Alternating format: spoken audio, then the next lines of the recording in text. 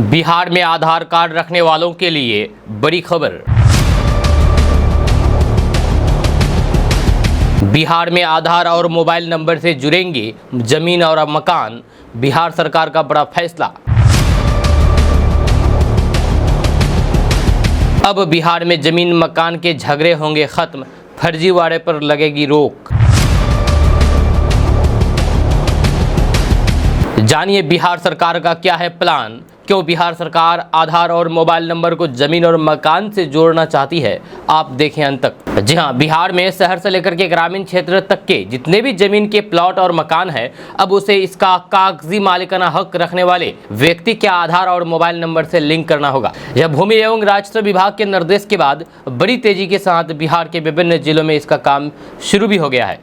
जी हाँ, अंचल और फिर राजस्व ग्राम स्तर पर प्रॉपर्टी का मालिकाना हक रखने वाले व्यक्ति का आधार कार्ड की फोटोकॉपी और फिर मोबाइल नंबर लेकर के लिंक करने की प्रक्रिया तेज की गई है, जहां इसके लिए राजस्व कर्मचारी की ड्यूटी लगा दी गई है। दूसरी तरफ शहरी क्षेत्र में नगर निगम भी प्रॉपर्टी टैक्स ऑनलाइन करने के साथ प्रॉपर्टी का मालिकाना हक रखने वाले व्यक्ति का मोबाइल और फिर आधार नंबर को लिंक कर रहे हैं, ताकि लोग घर बैठे अपने प्रॉपर्टी की पूरी जानकारी नगर निगम की वेबसाइट पर जाकर के प्राप्त कर सकते हैं। टैक्स बकाया से लेकर के प्रॉपर्टी का मालिकाना हक रखने वाले व्यक्ति की पूरी जानकारी मिनटों में पता चल जाएगी। सरकार के इस फैसले के बाद अब कोई भी व्यक्ति मालिकाना हक रखने वाले व्यक्ति की सहमति बिना जमीन की ना तो रजिस्ट्री करा सकता है और ना ही अंचल स्तर पर इसका जमाबंदी कायम होगा। जानकार बताते हैं कि आने वाले समय में जमीन की खरीदी बिक्री और फिर जमाबंदी में जो भी फर्जीवाड़ा होता है, इस पर लगाम लगेगी। जमीन और मकान की रजिस्ट्री में पहले ही राज्य सरकार आधार और फिर मोबाइल नंबर को अनिवार्य कर चुकी है। बीते 1 साल से जितने भी जमीन और मकान की रजिस्ट्री के लिए दस्तावेज तैयार होता है, इसमें आधार और मोबाइल नंबर अनिवार्य रूप से दर्ज होती है। जब बिना आधार और मोबाइल नंबर कोई भी जमीन और मकान की रजिस्ट्री नहीं होती है, इससे इनकम टैक्स छिपाने की कोशिश करने वाले कई लोग पकड़े भी गए हैं।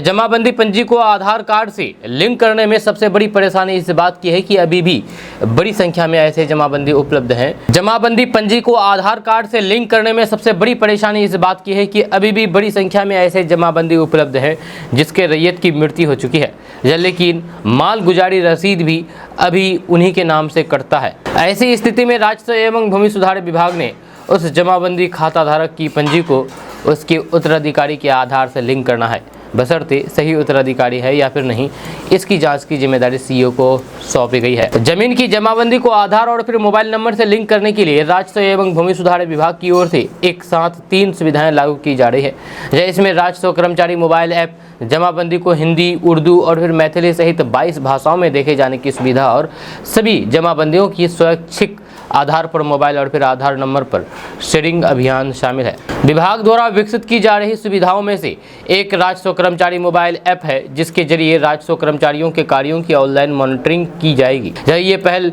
विभाग की गतिविधियों को पारदर्शी बनाने के लिए ही की जा रही है। इससे काम में भी तेजी आएगी। इस मोबाइल ऐप के जरिए जमाबंदी से जुड़े सभी तरीके के काम ऑनलाइन किए जा सकेंगे। इस तरह से सभी जमाबंदी स्वैच्छिक आधार पर मोबाइल और फिर आधार नंबर से जोड़ी जाएगी।